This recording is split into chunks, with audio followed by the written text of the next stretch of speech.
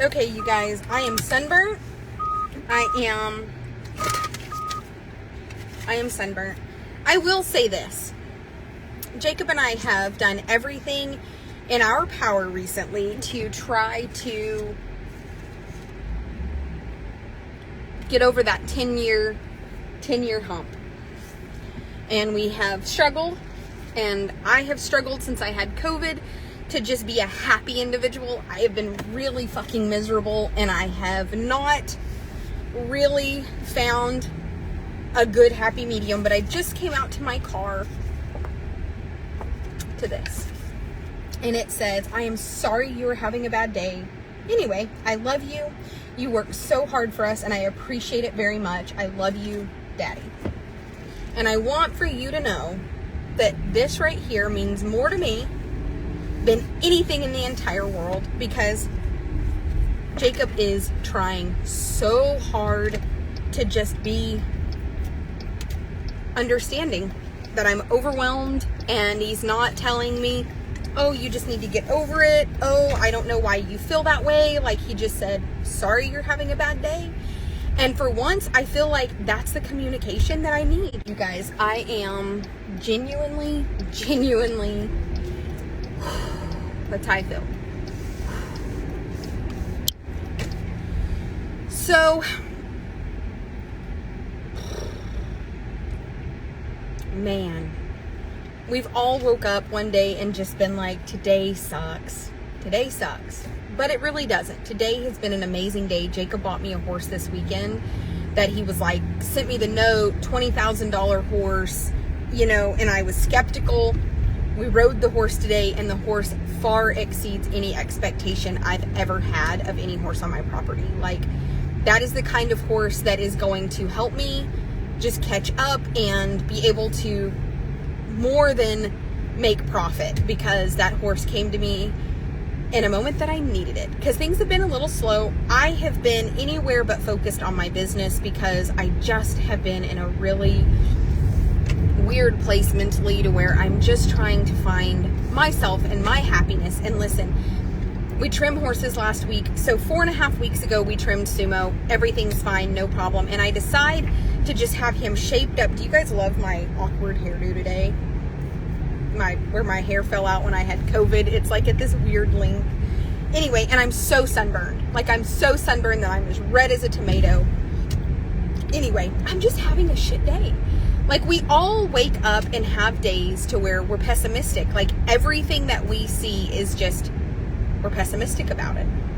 So I just had lunch with Jacob, and then I walk out to my car to this note, and then I have to remind myself, and I want to remind you guys of this, that when things are going bad, it's because change is coming, growth is coming, and the devil hates prosperity. He hates things going good.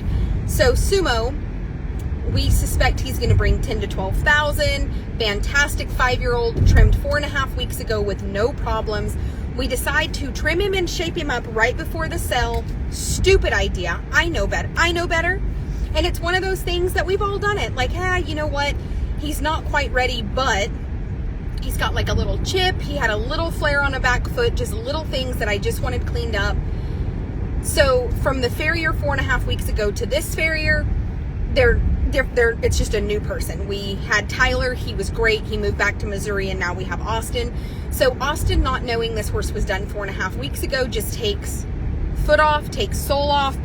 The next day, Sumo is like, walks out of the stall like he's foundered. And I am like, holy fucking shit. So I rush him Friday in no digital pulse really, but just short. So we pack his feet, give him some butte. Sunday, he was fine. Monday, he's better. Today is Tuesday. And I just had to make the decision that Sumo can't go to Billings. I don't need that horse hauling from my property 1,300 miles on sore feet. I don't need him to founder. I don't need to compromise the integrity of the rest of his life because I need to sell him. So I make the choice today to just take him out of the sale. I sent Jacob the video and I said, you've got to call Billings. We can't sell this horse there. I guarantee everything I run through their sound. He's not sound today. I send Jacob the video at a walk. You can't tell. At a lope, you can't tell. I could cheat the videos. I could butte him again. There's a million things I could do to be unscrupulous, and then I could just say in the ring, we trimmed this horse, you're buying him as is. And at the end of the day, it would be the truth. But what I'm scared of is if I put a horse that I love, that I've had for 90 days, that I have a great amount of respect for, on a trailer and haul him 1,300 miles on sore feet, how is that benefiting his life? Like, what if he does founder? Not that he could, but he might. That's just extra stress that horse does not need, because he's never been sore in his feet before. I don't need him to stress. I don't need to have to beauty him up. So I make the decision to still have to pay the sell, my catalog fees, still have to pay the sell. And then we're hauling him back to the vet right now for x-rays. I've decided that I'm not even going to sell him with a pre-purchase exam. I'm going to haul him. So I'm going right now to get in the truck with Jacob, and we're taking Sumo in for x-rays today, because I want to be able to advertise the horse and then to be like, we already have x-rays on file. Here they are to send your vet. Like, the horse is completely sound. This unsoundness does not belong to him. It is not permanent. And they have a farrier up there, and I may go ahead and glue shoes on him, because I don't think that he's trimmed too short. I think he's had all the sole taken out. Like, I just think that we took sole out last time and then sole out again, and I think we have him extremely thin soled, because he'll be walking along and step on a rock, and when he steps on a rock, like for 3 strides, he's like, and he weighs 1,300 pounds. So when you weigh 1,300 pounds and your feet hurt, guess what? It's even harder on you when you step on a rock, when your feet are sore. So we currently have him bedded in like a gazillion bags of shavings this deep. Started him back on bute. Wrapped his feet with pneumatizing. We had been painting them with turpentine, but it's just not enough. So I'm going to see if I can stop at Atwood's and get some sole packs, and then in the morning we'll take the pneumatizing off. The pneumatizing is honestly probably better. I also think that we'll probably ice his feet and just start treating him like he's super thin soled. But I'm going to go ahead and take him in for x-rays and have them x-ray the depth of his soles, so that we know what we're dealing with and how thin soled he is at this point. And he's not a thin soled horse. That's what sucks. Like, he's not a naturally thin soled horse. This is a horse that unfortunately is thin soled because we trimmed him and took all the sole off. And we've all owned one like that you just can't take a lot of sole off of, or they just can't stay barefoot. Like, you can take all the sole you want, but you have to keep them in shoes. And honestly, he's been barefoot here for 90 days. I'm like, he's been barefoot for 90 days and never taken a lame step, and we go to leave for Billings and the sucker can't walk. Like, great. And people forget, like, I think people online forget that when you have my business, I deal with so much shit. And then I have people that keep asking about where staff members are.